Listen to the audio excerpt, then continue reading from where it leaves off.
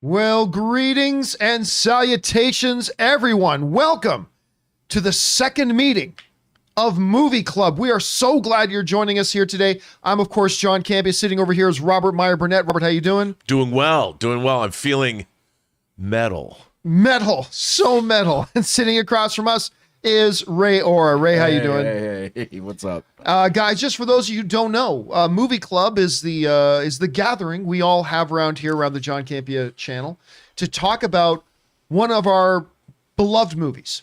And we just get together to do nothing for an hour, but talk about that one movie. And of course, last week we kicked off Movie Club with Gladiator, and that was a lot of fun. Doing Gladiator was a lot of fun. And this week we're going back to the beginning. You know, we've just got the Doctor Strange 2 trailer that everybody's freaking out about. So we thought this would be a good time as we're coming off the high of Spider-Man No Way Home, and we're ready to go into the next high of Doctor Strange, The Multiverse of Madness. We thought this would be a good time to go back to the beginning and go back and look at the movie that really started it all for the MCU, which was Iron Man. And we're going to talk about Iron Man here today. And here's how Movie Club goes.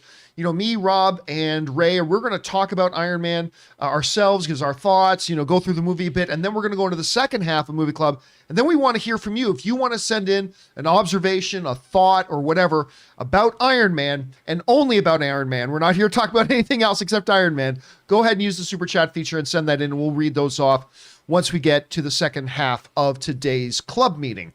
So let's get things kicked off here, talking about Iron Man. It is really weird today to think about a time when there was no MCU. I mean, because the MCU has been around. Rob, you were pointing it out earlier today that in May, it's going to be 14 years since Iron Man came out. Want to feel a little old, everybody? In May, it'll be 14 years since Iron Man came out. And it kind of fundamentally changed the landscape of movies because, obviously in the time since then, the Marvel Cinematic Universe, comic book movies more in general, but also the Marvel Cinematic Universe had become the dominant force in the box office, the dominant force in movies. And it's weird to think of a time when that wasn't the case, but Iron Man was the one to kick it off. And just in general, when you think back on that original Iron Man movie now, what do you think about? Well, people forget, but I remember the talk of the town at the time was that Iron Man was a secondary character, was not a big heavy hitter of the Marvel universe, and that people thought that this movie may have been a bit of a risk.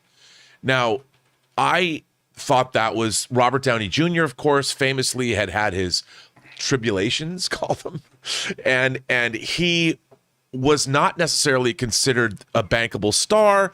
He was a phenomenal actor. He Chaplin, he'd got an Academy Award nomination for that. Fantastic actor, had been part of Hollywood for decades by then. But the fact that they hired him, John Favreau, who really Swingers just a decade before he'd written that. This movie was a risk. It was not a sure thing, John. It was not a sure thing, and people didn't know if it was going to work. And Kevin Feige, of course, by the way, the thing that's surprising about Iron Man, people forget, is the Paramount logo at the front. Dude, I'm telling you, as I sat down to brush up on Iron Man again, because I hadn't seen it in a bit, you're just so used to bum, bum, bum, bum, bum, bum, bum, bum, bum, right? And instead, seeing the Paramount Mountain and the Paramount stars, like, whoa, that's it. But before you move much further, I want to dwell a little bit on the whole thing about, because there is no Iron Man without Robert Downey Jr. No. And a lot of people today don't understand how close they came to not having Robert Downey Jr. because, quite frankly, the studio didn't want him. Like, Robert Downey Jr. was on his second strike, he had sabotaged his own career once, was kind of given a little bit of a comeback with Ally McBeal, and then they fired him quickly off of Ally McBeal because he relapsed again and he sabotaged his own career again. And a lot of people forget today exactly what the state of Robert Downey Jr.'s career was at that time. The executives didn't want him. John Favreau thought he was the right guy to do it, but the executives frankly didn't want him. Ultimately, they relented and they let John Favreau use him. And the rest is history, but a lot of people forget just how close they almost did not have him. Dude, and you know what's really interesting about this film? First of all, this movie is wildly entertaining from start to finish. And the first 5 minutes of this movie, it begins in Afghanistan. And by the way, not in Atlanta, green screen for Afghanistan, but I don't know if they didn't shoot in Afghanistan, but they're in the mountains somewhere. It's all real. It looks real. It feels real. You hear the dun, dun, dun, dun. Dun-dun-dun, you know, which gets you excited. You get totally excited. And then what's really interesting is you go into this military convoy and you meet Robert Downey Jr. as Tony Stark wearing this pinstripe suit, and the soldiers in that vehicle, in that Humvee, are the audience. We're all like, show us what you got. You know, and within minutes, with 30 seconds, 40 seconds, Tony Stark, Robert Downey Jr.'s portrayal has endeared you to him. Yeah, you instantly know that character right away. You instantly know that character right away, and you love these guys, and you're like the soldiers. We're all sitting there with the audience, and then he breaks the ice. He's joking with the soldiers. He's got the drink in his hand. Can I take a selfie with you, Mr. Stark? Yeah. But let me talk about that selfie for a second. You want to feel old again? Here's how you feel old again. He references MySpace. Dude. I don't want to see this on your MySpace. MySpace was already kind of on the way out, but it was still a little bit of a joke. But I mean, if there are people watching Iron Man for the first time today, there are literally people in the movie audience, maybe as young as 21, who, if they watch Iron Man for the first time today and they see that, they're going to turn to the person next to them and say, "What's MySpace?" Yeah.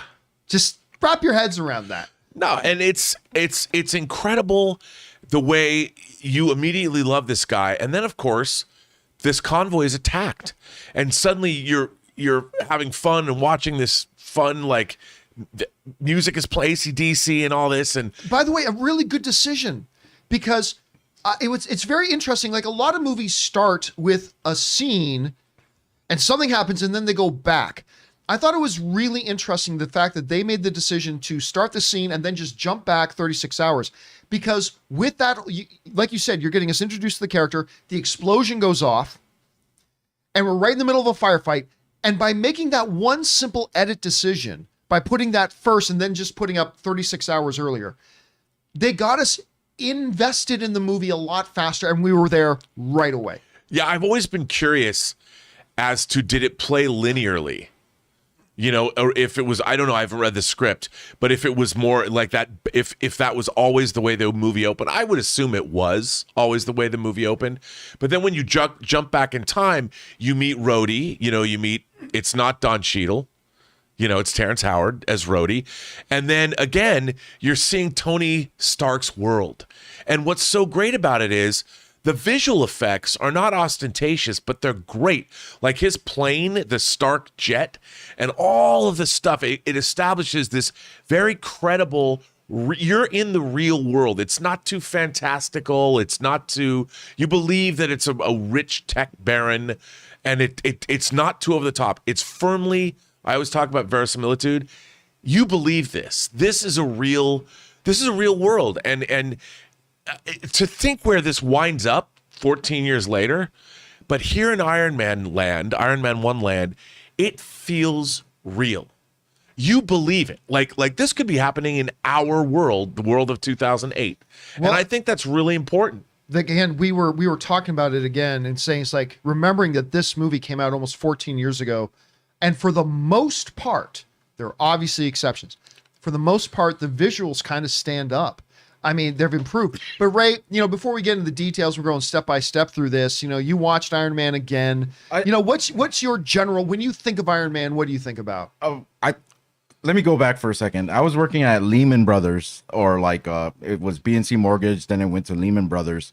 And I remember every lunch, me and this one dude would always go to the comic shop and buy some comics, because sometimes we just didn't feel like eating lunch. Anyways, he's the one that actually tapped me on the shoulder. He's like, "Hey, did you see the new Iron Man poster they released? And guess who's playing him?" And I was like, "Who?" He's like, "Robert Downey Jr." And I was like, for a second, I was like, "Wait a second, is that Moonlight?" right? Moonlight. Or no. And then he explains it, and I was like, oh. And at first I was just like, I don't know about that. I don't know. And then I go to his computer, and he pulls up the first Iron Man poster. And like, you know how we've seen Iron Man in the comics, like really, really not gold. It's like always like that yellow or whatever. So when I saw it, and it always looked like he was boxy or like just made out of like actual like, you know, screws and stuff like that. And then I see this sleek red gold thing, and I didn't like it. Because I wasn't used to seeing a version like that. I wasn't big on it either. I wasn't used to seeing that version of it. Wow. Yeah, first time I saw it, wasn't huge on it. And then I was like, what's that thing in the thing? Like the glowing thing. Like even that threw me off. I was like, man, what are they doing? Like I was a pushback, but I'm not the type of pushback where I'm going to tell everyone, oh, I hate it. You shouldn't watch it. It's going to be crap. That's just to myself. It was just like, oh, that's a little weird. I'm not used to seeing it, that and that actor. So, but of course, with everything, I have to give it a chance. And that's what I remember from Iron Man. And what's funny is later on that year, the company shut down. We all got laid off. And the last thing whole collapse happened. The last thing me and my coworkers did there, we all watched Iron Man at the theater. That was like the last time I remember hanging out with my group of friends that worked there, like our little group. Together, yeah. We watched Iron Man at the some theater in Disney, and I loved it. I say I never rewatch movies. I rewatched this movie like 8 times in the theater. Right. Because come on, man, robots, a guy in a robot suit. Well, I mean, everything. Look, it's easy for us to take it for granted today, but that was so new. Like not just a person in an iron suit. We've seen different things. Like what I mean by new was the DNA, the personality attached to it, the charisma attached to it, the entertainment value attached to it. I mean, it was just something like we hadn't seen before. And that Iron Man movie kind of just exploded, and it became this cultural phenomenon. And here's the other thing about it, as I think about it, and I think you and I talked about this a few weeks ago, Rob. But when you go back into it, there is a beautiful allegory in it. There's an old Bible story about Saul on the road to Damascus. Right, we were talking about this. We talked about this before, right? There's this classic Bible story who, you know, the Apostle Paul, the guy who wrote most of the New Testament, you know, he was Saul, a guy who was a persecutor of Christians. And then one day, when he's on this road to Damascus, he had this encounter. It completely changed him. He became Paul, and, you know, the rest is history. The first half of Iron Man, really the whole movie of Iron Man, is a giant representation of Saul on the road to Damascus. Absolutely. Tony Stark is Saul. He's a war profiteer, as Leslie Bibb called him.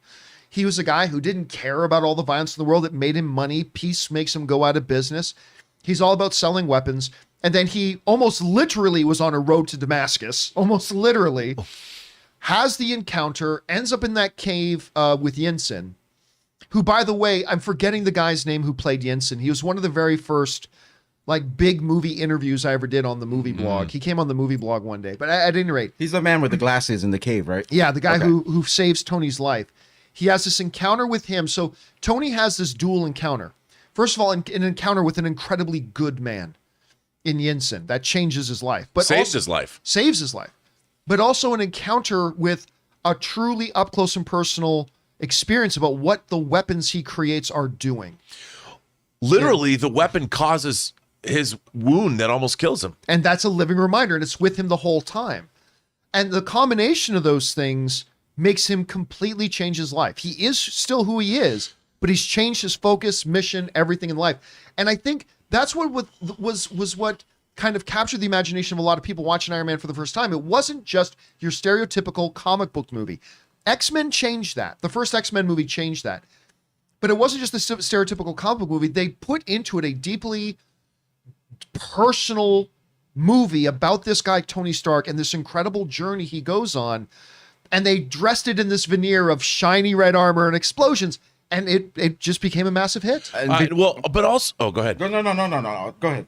Well, I was going to say too that when you detail his life, what I love about stories like this is all of us would love to have a little Tony Stark in our lives. All the money you want, all the toys you want, all the girls you want, or if you're a woman, all the guys you want, or maybe it's somebody else you want. No judgment here. But you get the people you want, the life you want. Everything is exciting. I love even Rhodey when they're on the plane. You know, they get on the plane and Tony's like, yeah, have some sake, we're gonna have some sashimi, and Rhodey's like, no, I don't drink. And there's the hard cut into like the club on the plane. They're in the back where the stewardesses are dancing. Yeah, on Rhodey's the pole. hammered. One of my favorite little details that I always forget is the stripper pole that comes up from the floor. It comes in up a plane. In a plane. The technology and it's just, I mean, it really gives you. Favreau does a great job providing entertainment value. And it's so weird because it has nothing to do with it. But I think back to a movie like Back to the Future that in the first 20 minutes sets up Alex, or I keep it Alex, not Alex, Marty, sets Marty up and the whole world, the whole milieu, and it's deliciously entertaining. Every single shot, every moment, every eye twitch Tony Stark has, the whole thing is wildly entertaining.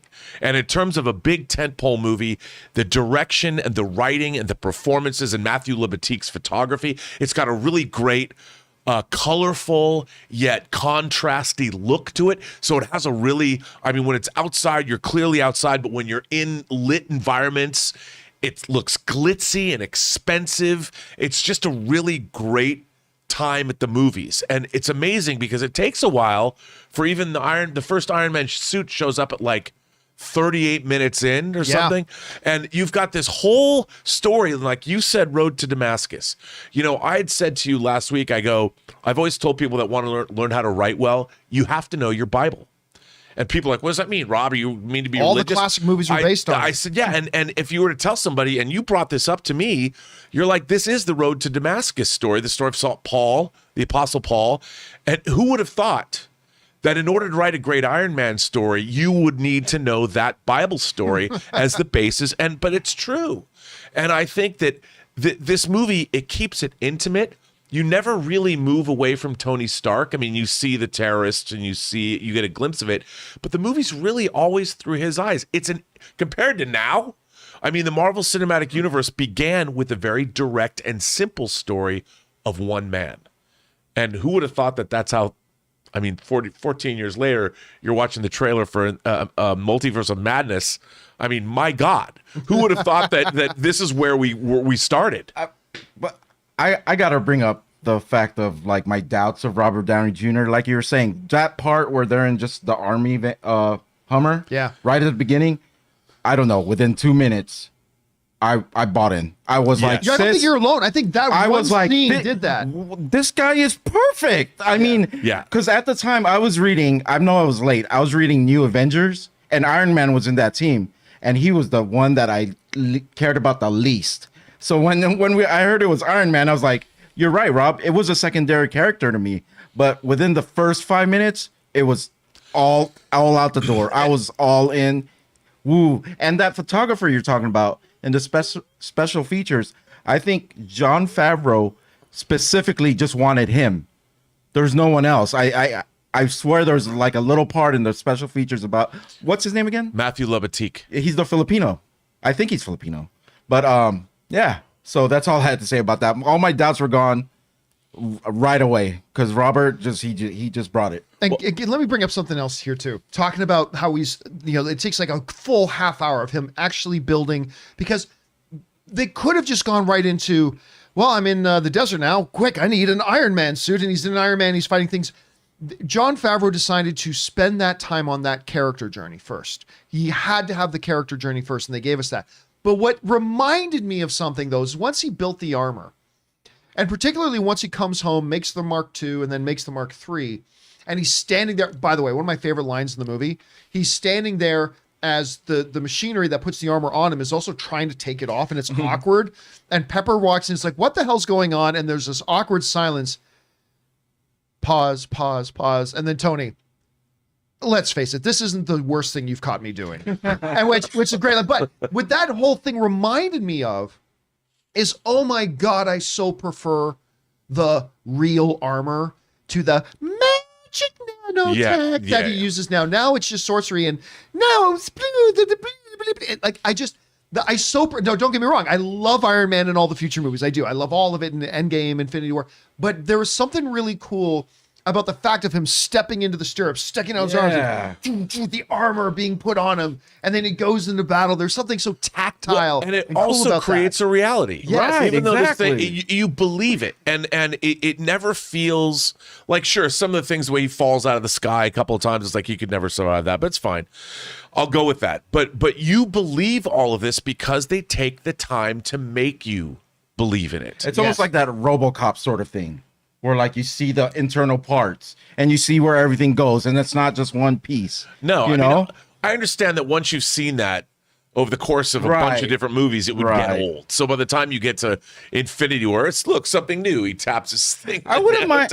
I get it. I wouldn't mind seeing a small thing of the additions that they've added to the armor. How he got there. I mean, maybe just like a small thing that would be cool. Because like we don't see any of the designing anymore after this. No, like any of the designing or the coming up, and also we don't see any more of the womanizer of Tony Stark. Yeah, the pure, because in the prior to the Road to Damascus conversion, that guy is like a master womanizer. Well, I love the whole line. Is it true you went 12 for 12 with the Maxim cover bottles? Yeah. By the way, can I point out too that the reporter, for those of you who may not know, the reporter who comes up to him as he's coming out of the party, the beautiful blonde, that's Leslie Bibb. I love Leslie Bibb. Yeah, and then he takes her home that night. Actually, you know what? Leslie Bibb, she didn't really want to do this. I think she just did this to make me feel like a rock star. I was on set of a movie with her. It was when the Time magazine article came out with me in it.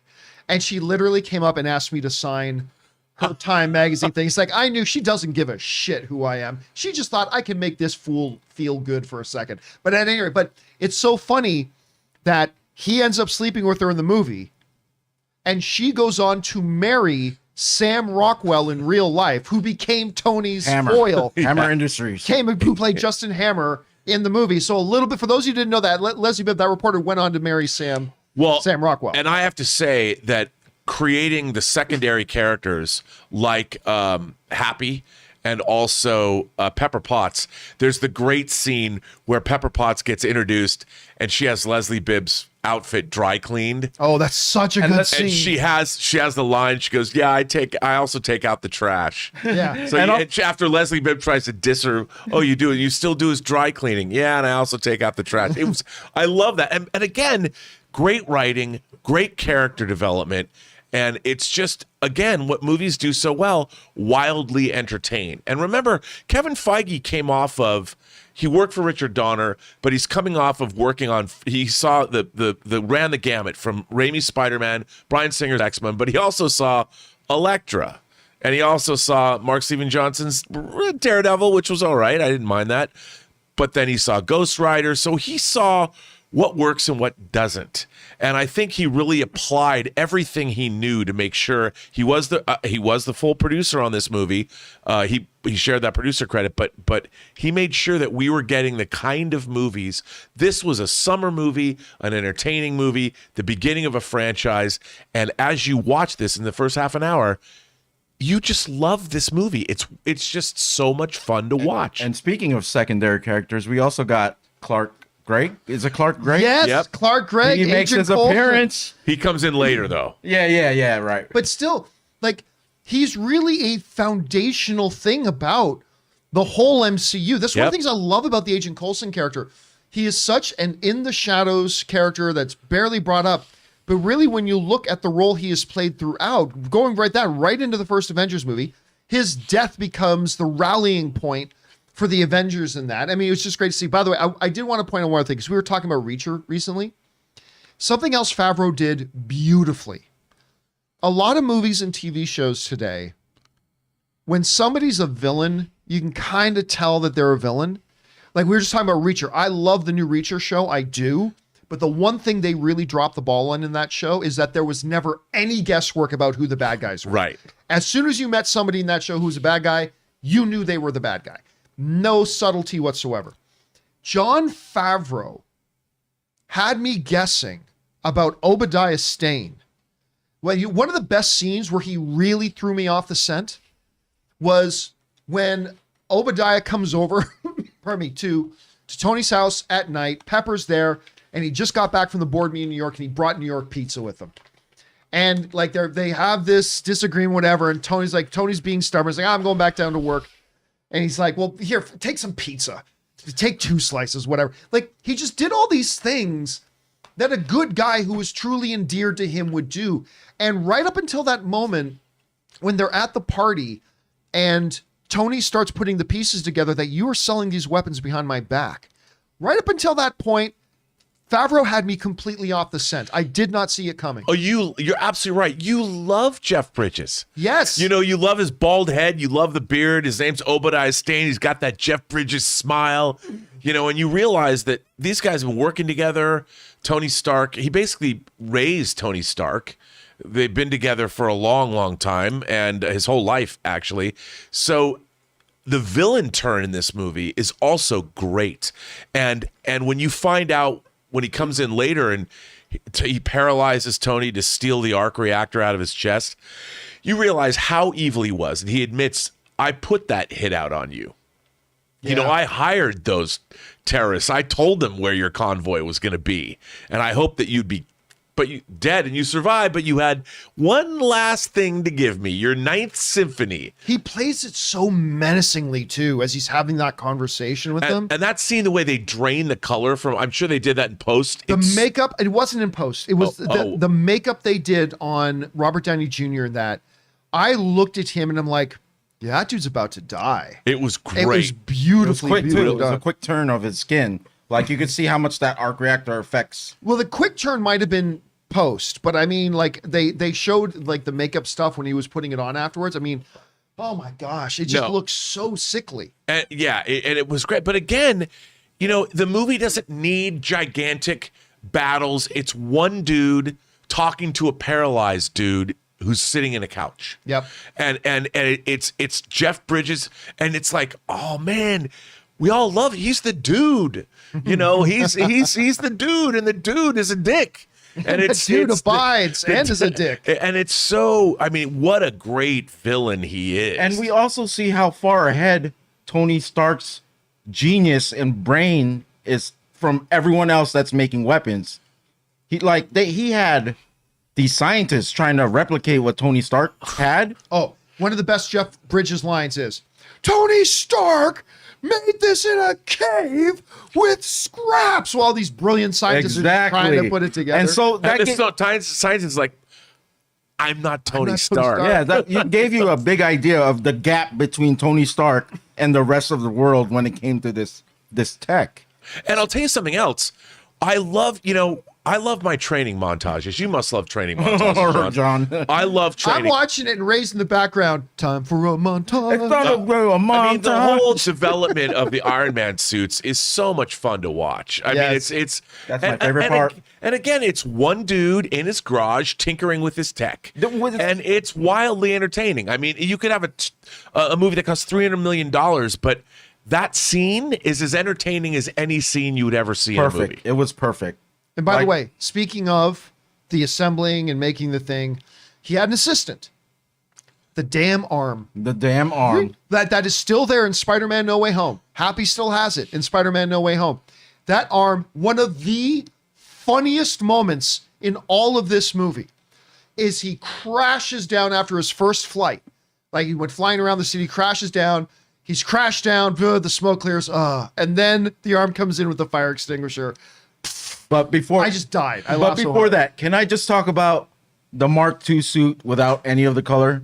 I gotta say that is my favorite Iron Man suit. When it's still all of them. Oh, when it's just look on my desk right here. Here he is flying right here. The spinning thing is Mark II. No, I don't want it to get him off balance. Well, let me see. Oh, I don't gotta have your camera. Yeah, it's a spinning Mark II on it. Here, I'll get him.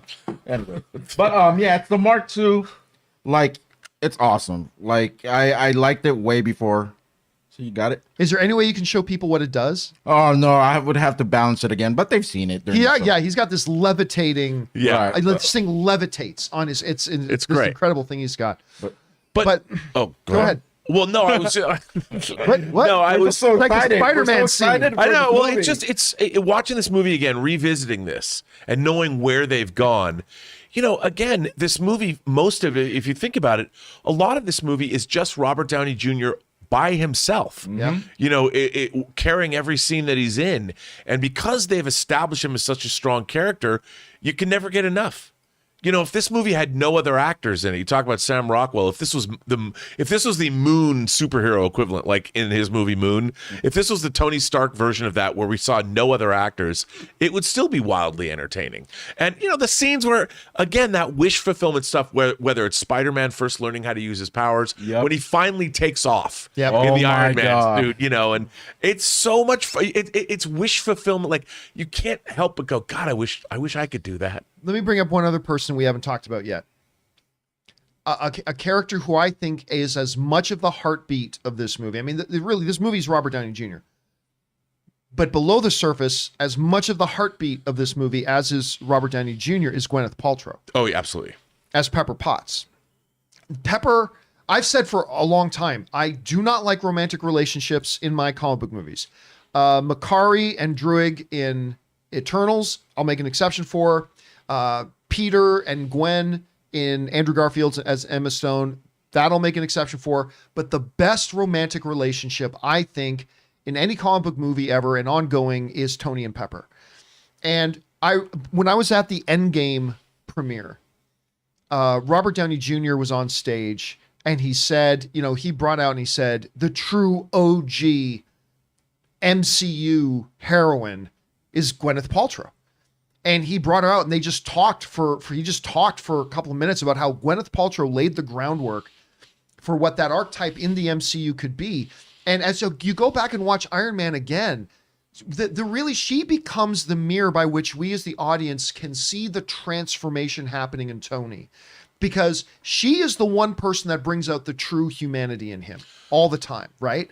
And she plays that character so perfectly and so brilliantly. And honestly, guys, I think that's one thing about the initial Iron Man movies that does not get enough attention, is just how good Gwyneth Paltrow is in those roles. I'll tell you, John, you're absolutely right. It's like 40s screwball comedy. The way they play off one another at first, like you said, he says, you've seen me in other compromising situations. You've seen me in worse situations. But I have to tell you, that scene where they almost kiss at the party, on the rooftop or on the deck. So good. And then the way she plays it in her face, looking in her face, you can tell that she loves him and that he loves her, but he's too much of an adolescent, too much of a fratty boy to realize that yet. And yet it's there. And to see that relationship come full circle to like the beginning of Infinity War, when they're walking in the park, before Doctor Strange comes to get them, and they're together, and you, of course, and you think, my God, Infinity War was the 21st MCU movie, or was it the 20th, and then Captain Marvel came? No, either one. 20. It was way up there. But to see that and have they carried it full circle. That is truly one of the ongoing threads that really grounds the MCU. I mean, talk about, if you want to see how to build a franchise, Iron Man 1, if you look into the DNA of that movie, the Road to Damascus storyline, the relationships Tony Stark has, including the one with Gwyneth Paltrow, that's why that franchise has endured, and that's why it's worked. They did that pacing of the relationship perfectly. Yeah, they never even kissed in the movie. Yeah. Not even at the end. That's what I like, because that's what you expect. Oh, everything's fine now, they're gonna kiss. Nope. They just played it off. And there's 2 times in this movie where both of them acknowledge, you're all I have. And those 2 moments, I can't really. And then she says it back to him, like, you're all I have too, or something like that. Were like so like beautiful and just gave you that closeness, or the time they've been together and there's been no romance. I mean, we got a little bit, you can but feel it, but they don't act on it. Which is great. It's like almost like I want to see this, but it's good that they're remaining professional. And yes, like, what I mean? They played just the tip with the romantic relationship. So he was hired not because he saw like a love interest. She was really hired as a secretary or whatever, his assistant. Well, then she becomes CEO of Stark Industries later on. Right. Yeah. But you pointed something out. I think this is key. When you look at how to build a franchise, right? Take away the post-credit scene with Nick Fury at the end. There is nothing in this movie that looks like they're trying to build a big, interconnected, multi-universe thing. Nothing. There's nothing in this movie at all that suggests that. They made a good movie. That's right. And everybody forgets that just make a good movie. It's not about, do you start with a team movie, or do you start with individuals, or do you do this formula or that formula, whatever. There would be no MCU if Iron Man sucked. If the first Iron Man came out in the movies, they just made a great movie with great characters and told a great story. And because they did, it creates a hunger in the audience to want to come back to it and see it expand and grow. And that's what Favreau did, man. Favreau now, who is, killing it with Mandalorian, and not as much with Boba Fett, but killing it with Mandalorian and the TV stuff. That same Favreau, he laid the groundwork. He set the path. Obviously working with Kevin Feige and everything, and the rest became history, all because they did that movie so well. No, and you're absolutely right. And one of the great things about this is strip away the science fiction comic book nature of it. Strip away the Iron Man-ness of all of this. It ultimately is the story about one man going through a period of self-discovery and changes. He has a fundamental change in his life. The thing is, we love him as the hard partying, sleeping with a great many women, Tony Stark, mad industrialist, crazy rich. We love that guy. At least we love watching him. Well, yes, we love watching him. But his transformation is also very well set up. When that Stark Industries piece of munitions lands at his feet and blows him back and ruins his heart, all of that's earned. Yeah. He doesn't make like I really loved Roland Joffe's movie The Mission, but it's like they cut Robert De Niro's transformation to being more of a saintly character from being a bastard. You buy this movie. Yeah. And this movie would still work if it wasn't about a superhero.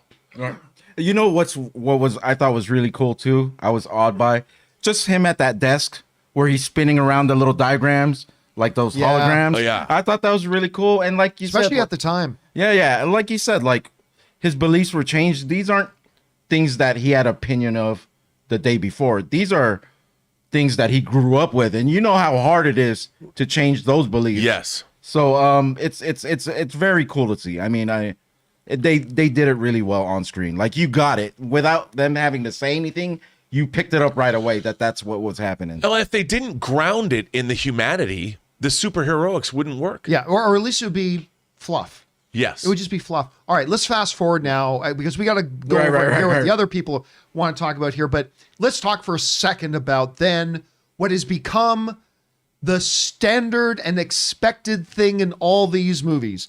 The event, there has been post-credit scenes before Iron Man. But Iron Man post-credit scene is the one that made audiences now start to stay in their seats after movies are done. The arrival of Nick Fury and Samuel L. Jackson's Nick Fury. He comes out of the shadows. First of all, this dude overrid Jarvis. How did he do that? Jarvis, Tony says coming in, hello, sir. It's like, oh, well, shit. Who can do that to Jarvis? And out of the shadows, you think you're the only superhero? I want to talk to you about the Avenger Initiative. And then everybody exploded. Oh, yeah. I mean, and if the movie hadn't worked, it would have been meaningless. It made $500 million. It was a huge hit. And if it hadn't worked, we never would have seen another Marvel movie. And also, Paul Bettany, the voice of Jarvis. Look where all of the pieces of this movie have moved forward into the universe. And it also shows the planning and the thought that, I mean, I'm sure they didn't plan all of it, but they left enough that they look at their franchise and they build upon it. But like you said, can you imagine if they went to Sam Jackson? I don't even know what that conversation. Yeah, Sam, we know you're a big star. I mean, Pulp Fiction, everybody loves you. We basically want you to say a few lines after the credits roll. With the promise of what was to come. With the problem, but he's like, yeah, whatever. Even though he's a comic book fan, so he knew what they were talking about. It's the Ultimates version of Nick Fury. But if it hadn't worked, he did put his reputation on the line as a big actor by doing this scene. I mean, you got to hand it to the guy for doing it. And again, if it wasn't for Sam Jackson saying, okay, we might never have seen the whole post-credit trope now from Marvel. Can we go back a little bit just to the fight scene, the final fight scene with Ironmonger?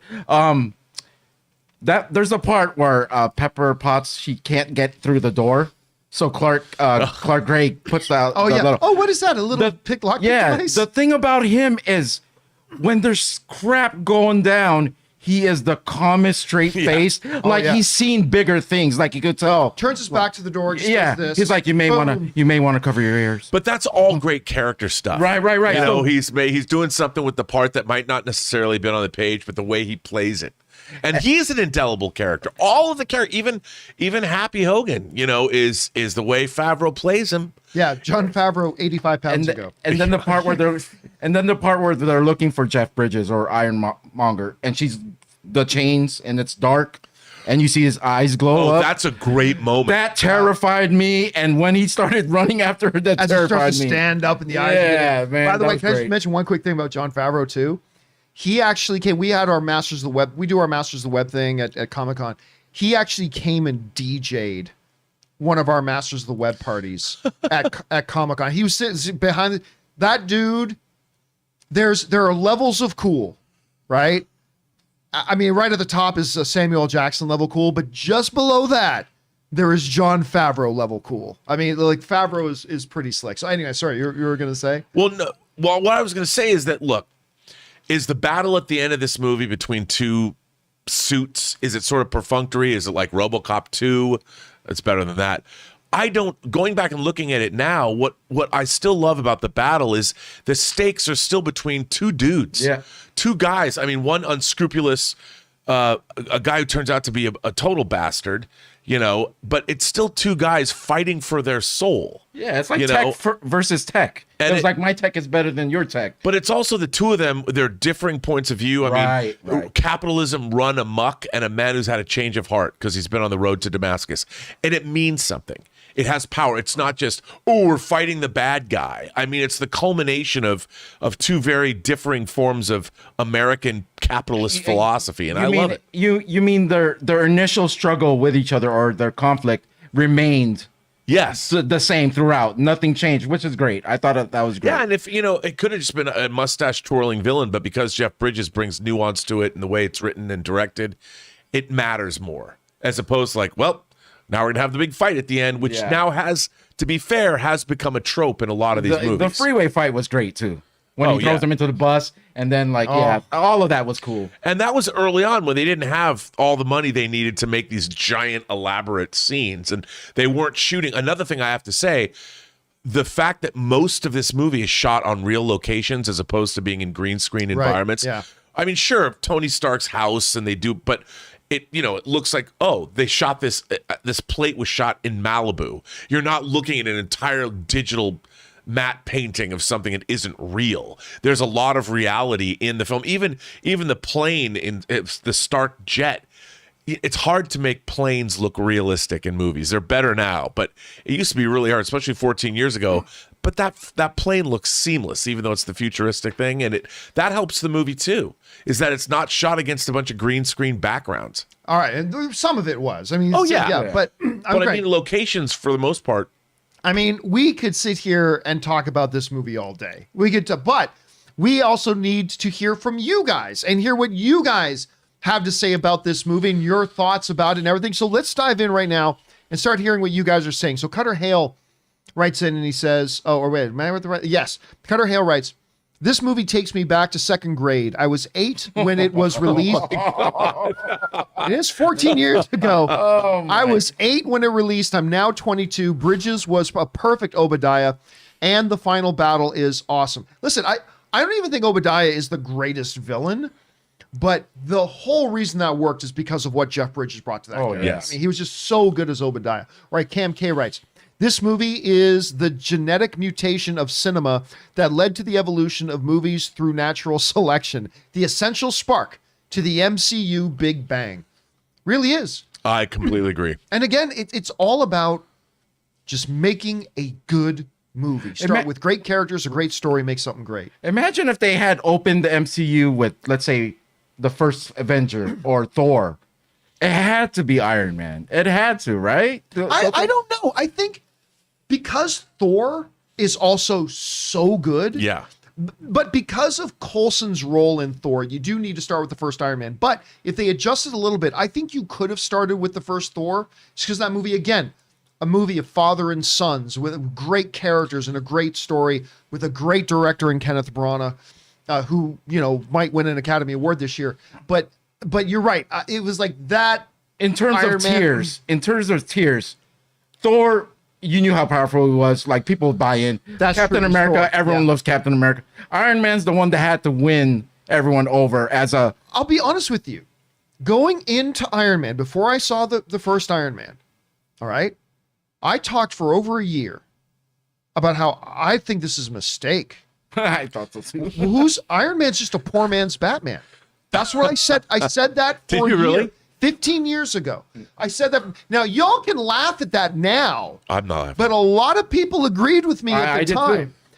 But I just said, he's just a poor man. Iron Man is a B-level character. He's a poor man's Batman. Yeah, a rich dude who has no superpowers. He uses his money to use tech to help him fight. He's a poor man's Batman. Well, we're not saying that anymore. I mean, then we saw the movie, and it's like, and you're right. In a way, maybe it did kind of have Now to we start can't with live that. without him. Now you can't imagine it without him. Yeah. He ain't a B-level character anymore. No. Not at all. All right, let's keep going here. Sam Fisher writes, I know everyone says that Marvel villains suck, but I love Jeff Bridges as Obadiah Stane. He is excellent, and I do think Obadiah is compelling. I'll tell you what, the best thing about Obadiah Stane to me is that the fact that they kept me completely off the scent that he was actually a bad guy. And that was great. I mean, by the end, how fast they were able to make his prototype suit, all that kind of stuff, that got a little odd. Can but we mention he that? played it great. Can we mention that office scene with him and Pepper Potts? So tense. That was super tense. Yeah, And it was you didn't know tense. if he was going to catch her or not, but that was... Oh, all right.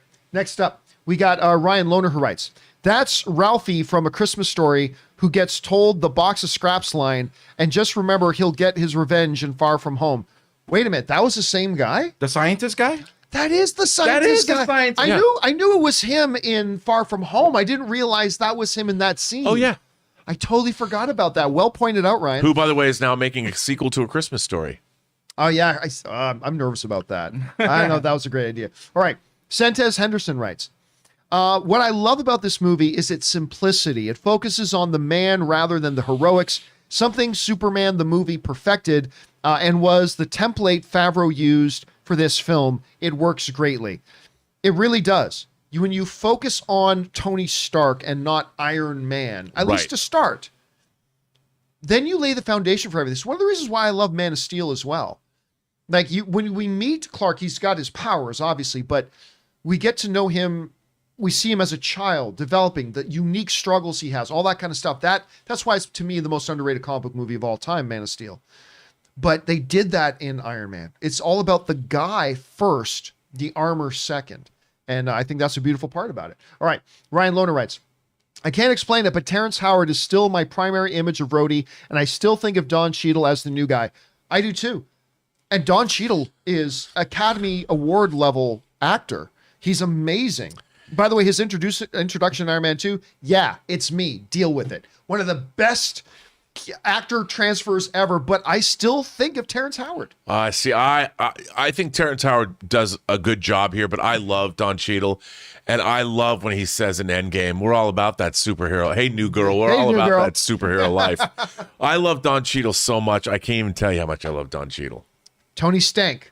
Yes, this is him. This is Tony Stank. He's great, but it's just, I think it's partially because Terrence was my first exposure to this character, so it'll always kind of be that template in my head, you know what I mean? But Don Cheadle is awesome. All right. Next up.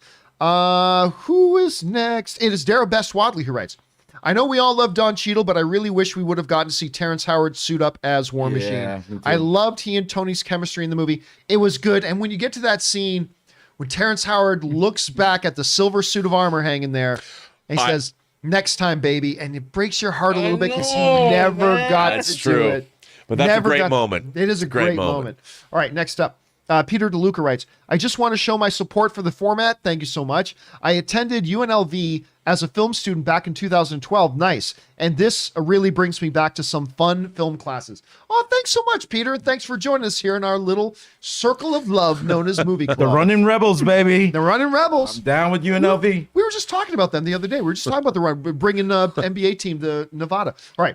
Our friend at Fanimator writes, While I do really enjoy this movie, it's nowhere near the top 10 to 15 MCU films for me.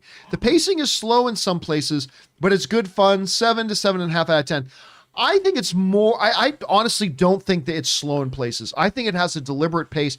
Now listen, I am also not somebody who puts the original Iron, I don't even know that I have Iron Man 1 in my top 10 of MCU films. Now that's still saying a lot because the MCU films are great.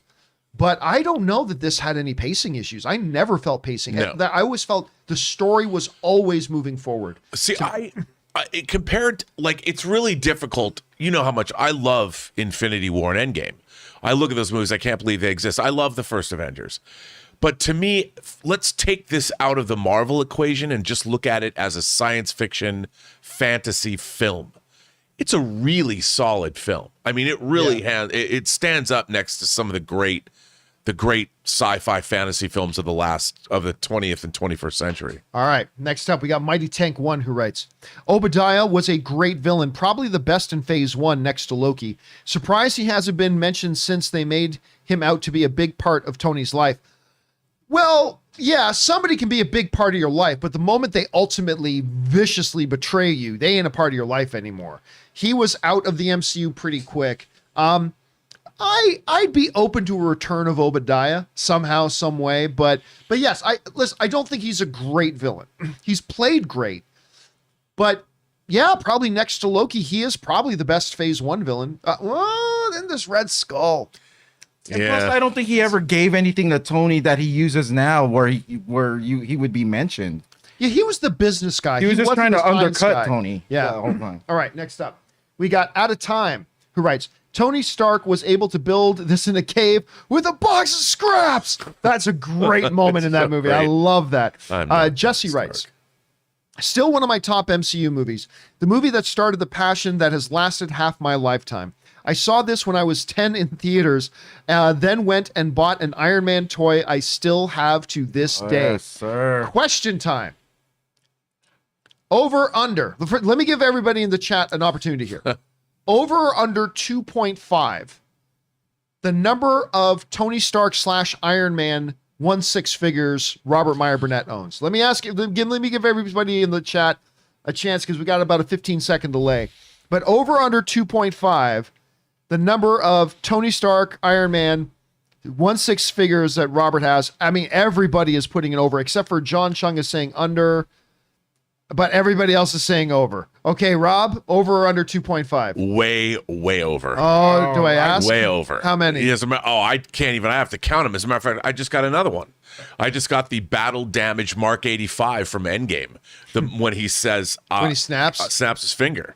And I've got the unbattle damage Mark 85 God. from Endgame. Give me one. What do you got? Like 7? Oh my gosh. Over 10. Would you over think 10 at 7 least? would be close? I don't know because I got 2 Iron Patriots. I got 3 Don Cheadles. I got 2 War Machines. But let's just say 2 Iron basic Patriots. red and gold Iron Man. Over or under 5? Oh, over 5. Okay, that's more than enough for Yeah. me. That's All like right. $1,000 right there. Well, yeah. You should ask how many die-cast Iron Man No, figures that's you all have. right. We Terrible. get it. We get All it, right. Robert. But by the way, Next up. I have a smaller number. I know people that have like all of them, and I mean I can't even begin to. All right. Dragon Llama writes, I always thought it was strange that Tony didn't integrate the sonic laser into his weaponry after Iron Man. It's just such a powerful, non-lethal. Was that the thing that Obadiah was using? Sonic laser. Sonic is. Oh, he must have used it in the beginning where he goes to that town. Remember where the guys were? I think they're. Oh yeah, when they're about to shoot the people. Yeah, And he yeah. shoots it out, so they don't. The hostages they had. Is that a sonic laser then? I don't know what that. I don't know what we're talking I'm about. speculating right here. So, but I don't. I think that's when he used it. By the way, he kills a bunch of dudes in this movie too. He murders a lot of people. It's not like He Iron kills Man. a lot of I mean, it's not people. like Batman. I do want to say it was in that town though. I'm not sure. But Sorry, it's Sonic Taser. Taser. I still don't know what he's talking about. I don't know. though. Maybe it is the paralysis thing. Maybe, yeah. But I don't. Is it the one that everybody in live chat, is that the thing that Obadiah was using? I'm not quite sure what we're talking about here. Anyway, let's keep going. Right. We're running out of time here. All right. Andrew at the movies writes, Robert Downey Jr. Decided to turn his life around when he had a disgusting Burger King burger. Tony eating Burger King when he turns his life around is an homage. Listen, I'll tell you what. I think their money changed hands based on what burger Happy went to go get him. That it was not coincidence that you clear as day see a big Burger King logo as Happy holds. I guarantee you money. Well, changed you have hands to on have that cleared anyway. You can't show a Burger King logo without clearing it in a movie. So you'd have to go to their parent company and make a deal. So yeah, that was definitely a part of that. All right. Next up, we've got Chris Barcianis writes, as a lifelong Iron Man fan, this was the perfect movie with the perfect actor to kick off the MCU with. Listen, our standards have changed today. Like today, our standards are much higher. But when that movie came out, there was the X-Men and X-Men 2, to a degree, Blade.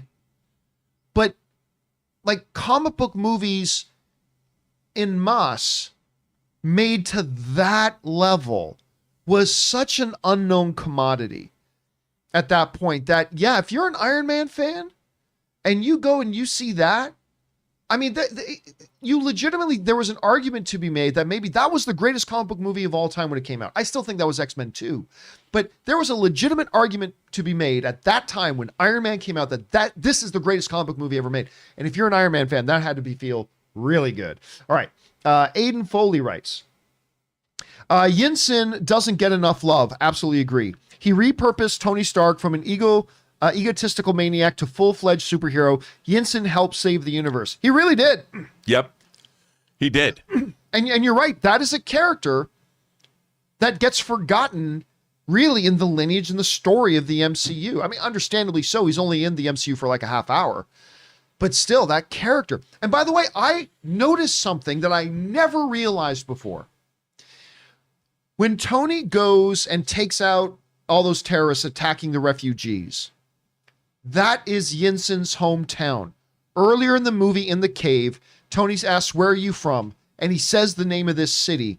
And I never realized that later, as the news reporter saying, coming to you from blah, blah, blah, that it was the same city that Yinsen was from. So I got to believe part of the thing that motivated Tony into action now to go and do something with this new technology was the fact that that was Yinsen's hometown that was being sieged by these guys. And I never noticed that. We also before. have to remember that it's the first instance that the 10 rings appear in the MCU. Okay, next up. Where were we at here? That was Aiden. Yeah. Art Vandelay writes, I'm with you, John. I much prefer the physical Iron Man suits rather than the CGI magic ones. There's nothing like that first red suit clicking and rotating on Tony for the first time. Pure coolness, in my opinion. I absolutely agree. But at the same time, Art, let's not over-romanticize this. A lot of Iron Man in Iron Man 1 is CGI. Yeah, of course. I mean, a lot of Iron Man in Iron Man. But I so prefer that to the magic nanotechnology. I mean, because it went from at the edge of believability, which of course this real mechanics don't exist, but they made you believe it really existed. And it's like, okay, I could maybe see that. By the time we get to Infinity War and Endgame, where it's just all this magic nanotech, so I was like, but they're also fighting aliens now too. With I understand. I totally do. I totally do. I mean, after the first Avengers and the Chitauri attack Earth, all Hey, bets are off. Cap is still using the same shield, man. I will just say I do miss the gantry every now and then. Like it's like they had it in the Avengers. I think that's the last time we've seen that thing. Yeah, maybe. Yeah. Then, of course, they started to graduate from it. Like, eventually, I think in Iron Man 2, he carried it around in a suitcase. Right. Then he was carrying it around in his watch. It's the advancement. It's the advancement of his tech. Though, yeah, too. and you see the step-by-step. Then they get to the magic nanotech. Yeah, I know. The one that appears out of nowhere. all of a sudden, okay, Let whatever. me tap my chest. All right.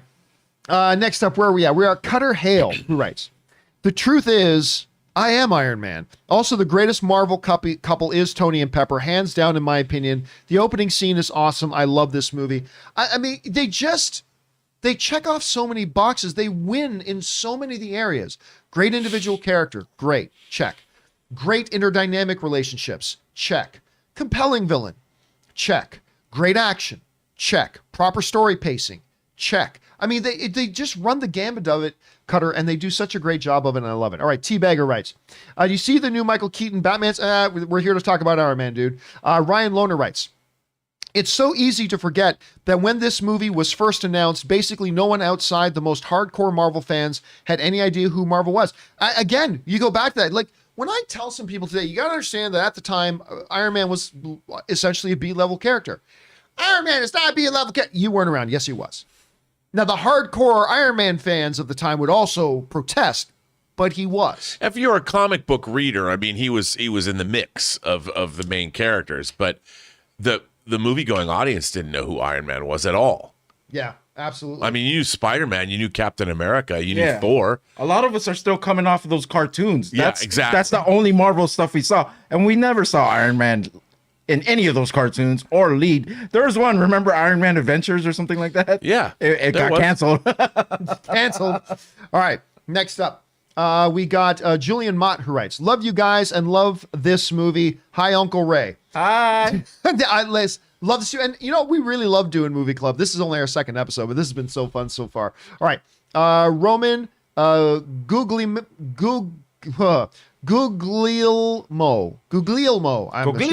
I'm sure I'm mispronouncing that. My apologies, Roman. Love the Iron Man theme in this movie. I really wish they kept it as the definitive Iron Man theme throughout the rest of the MCU. You know what? I'm going to say something a little bit controversial. Uh-oh.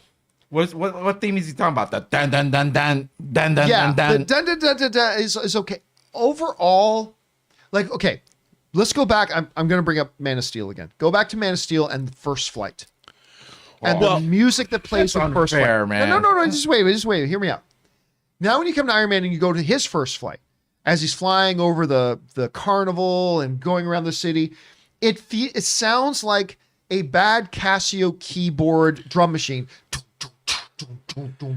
With dun dun dun dun. I don't know. It felt a little almost 80s-y. I didn't love the music. I was trying to call his name up. It's the same composer who does Game of Thrones, Raymond Dwadji. Not a huge fan of it. You know what's so sad? That's my favorite song in the whole thing. I thought it made that scene for me. That's why that was my favorite. What you're talking about when he's in the Mark II, right? Yeah. And that song where doing his first big flight. Yeah, I love it. I like it. And also, it's like he did the score for Pacific Rim too, which rules. I like the music in Pacific Rim. That's crazy. You didn't like that song. That's I don't know. I just didn't like that music. That's just me. You're spoiled with the Man of Steel one, though. Maybe. That one's great. Totally. But that's like epic myth making. But also, like, the MCU, like, I always felt in the first, like, 7, 8, 9 years of the MCU, that is the one area I always felt the DCEU outperformed the MCU was their scores. But let me put it this way. They've gotten better in their scores in recent years. That song wouldn't work, let's say, for a Thor's first flight or the first time we see him flying. Yeah. It would be more, I would expect more of the Man of Steel with Thor. But with Iron Man, it just worked for me just because it's a man with his suit that he made. And he's learning it. He's having, whoa. Yeah. You know what I mean? Man with the suit that he made. I love that. It's a whole genre right there. All right. Renee Scarlett Hook writes, I remember sitting in the theater when a very early teaser came out and people in the theater were laughing at it. Little did they know. Dude, listen, one of the most pivotal trailer, you guys know I did a movie called Movie Trailers, A Love Story. It's all about the history and the formation, the importance of movie trailers and stuff like that. The single biggest, most definitive course of history changing kind of trailer was the Phantom Menace trailer. You mean going, really? You'd have to see my documentary to understand. But the Iron Man trailer that played at Comic-Con, that trailer and the reaction from that trailer set the table for what would become the MCU. Nobody cared about Iron Man, really. John Favreau, the Swingers? Iron Man, that B-level Batman wannabe character. Robert Downey Jr., really? And then the trailer hit at Comic-Con, and it changed movie history. Yeah. Changed movie history. It's and no one has footage of it.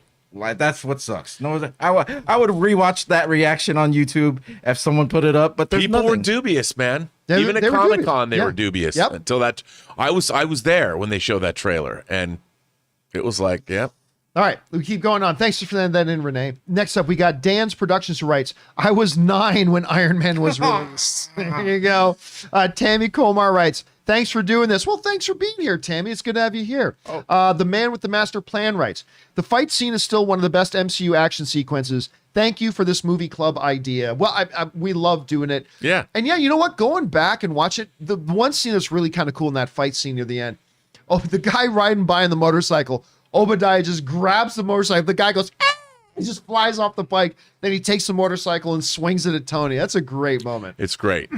I mean, it is also neat to see how MCU action scenes have evolved, because then you get into something like the airport fight scene in Civil War. I still think might be the best action sequence in Marvel history.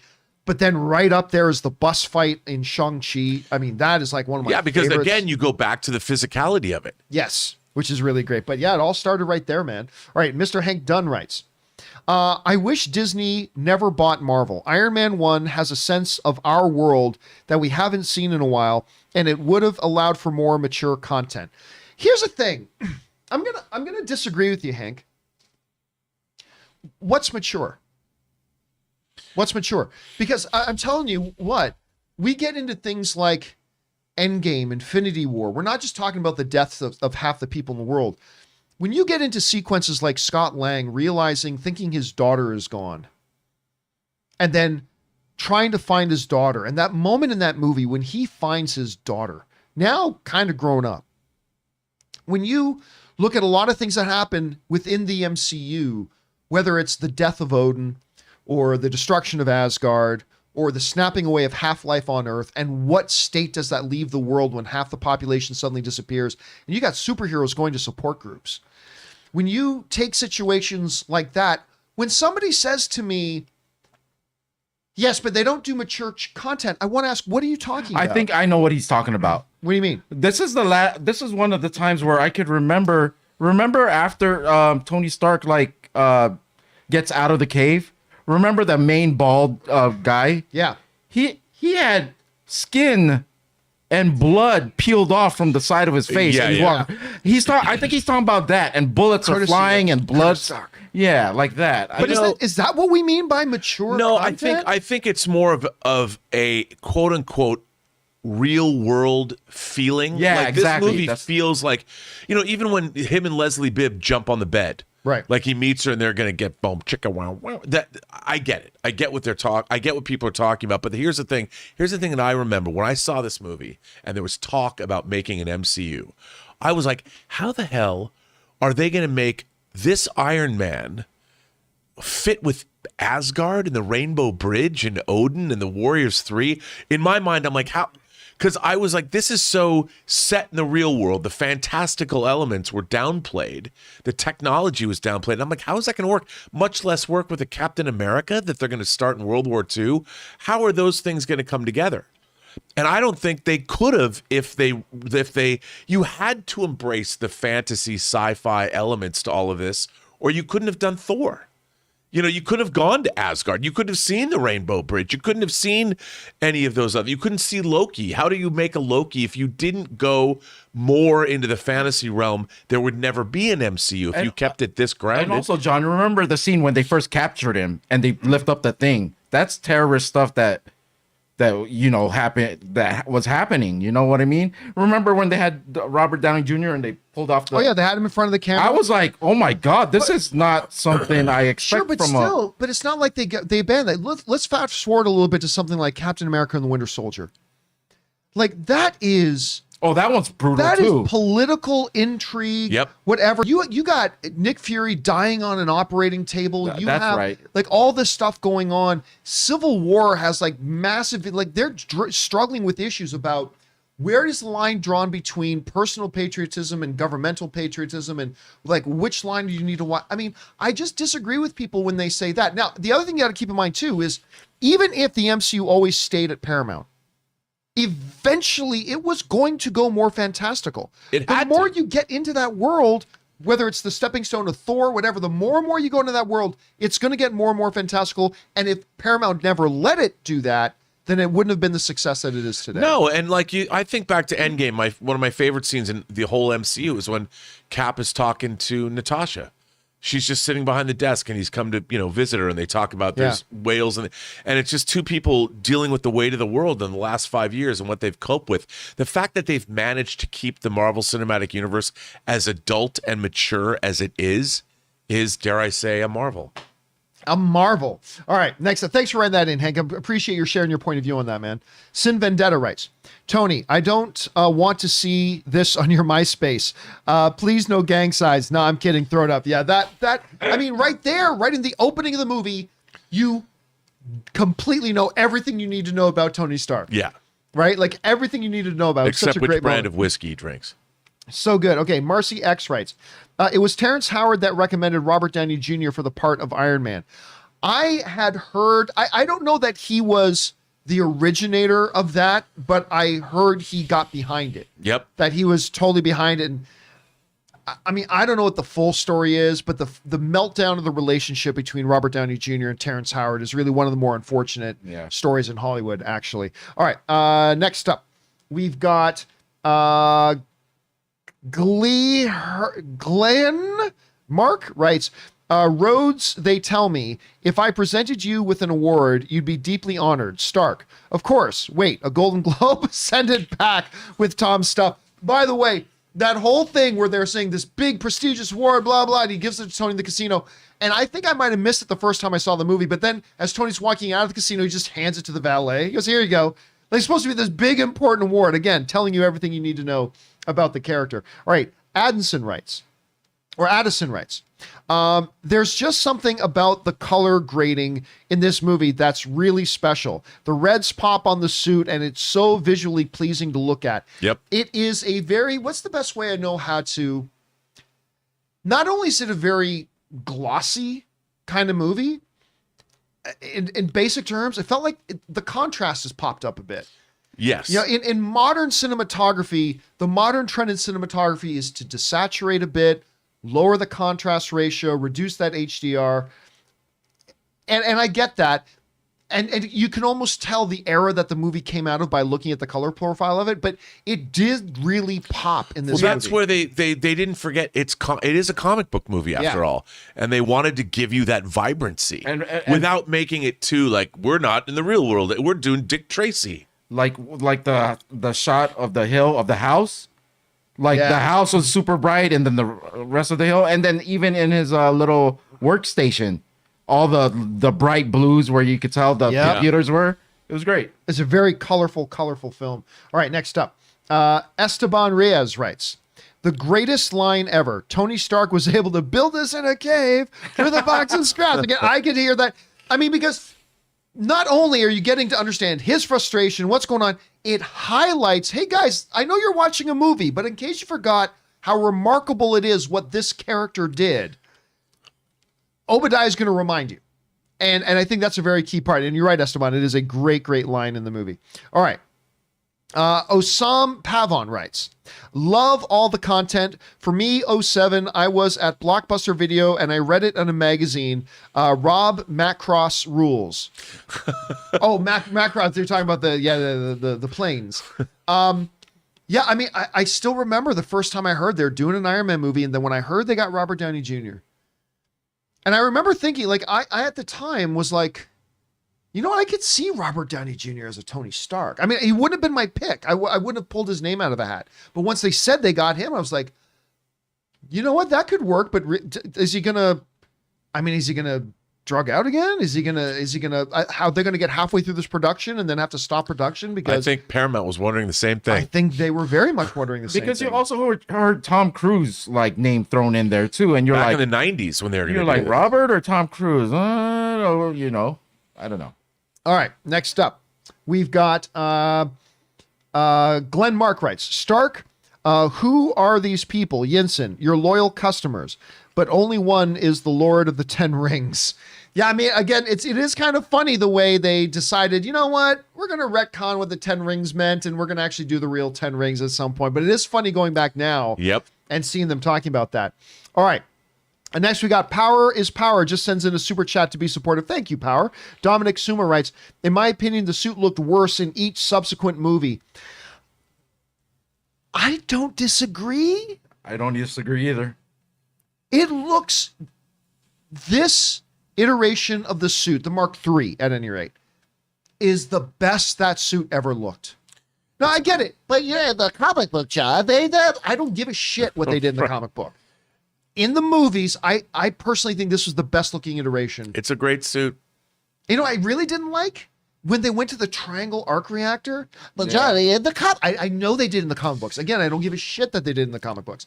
It just didn't look as good. And I think, no, look, I never had a problem with how the suits looked moving forward. But now that you mention it, Dominic, yes, I agree. I think this was the best. Great suit. I like the boxiness of the first suits, and it also looked like vulnerable. armor. Yeah, and it looked vulnerable too. Yeah, it didn't look like it could defend alien bullets or whatever that is. But yeah. All right, Crashing Coyote. Right, who wins in a fight?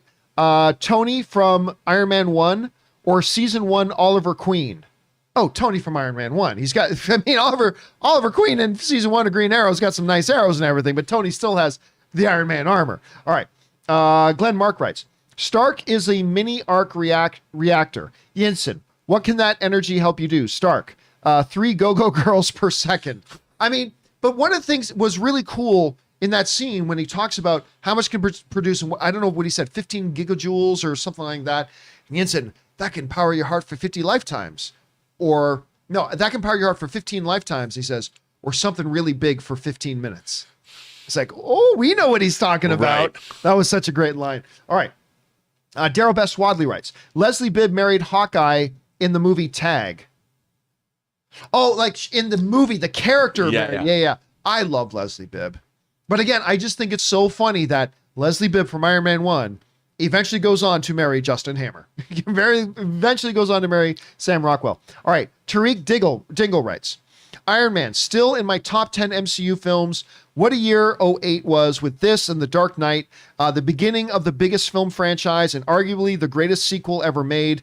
Changed the movie landscape. Wow. Yeah, listen, the importance of that,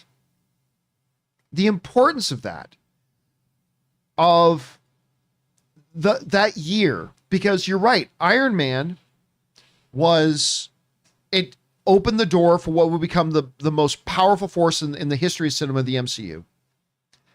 And also another comic book movie came out that year, prior to comic book movies being the biggest thing in the world, that was, to some people still to this day, the greatest comic book movie of all time, in The Dark Knight. I mean, when you really look back on it, that is such a pivotal, important, momentous year for comic book films. And I don't think we understood that. No. At the time. We didn't know. These were one-offs.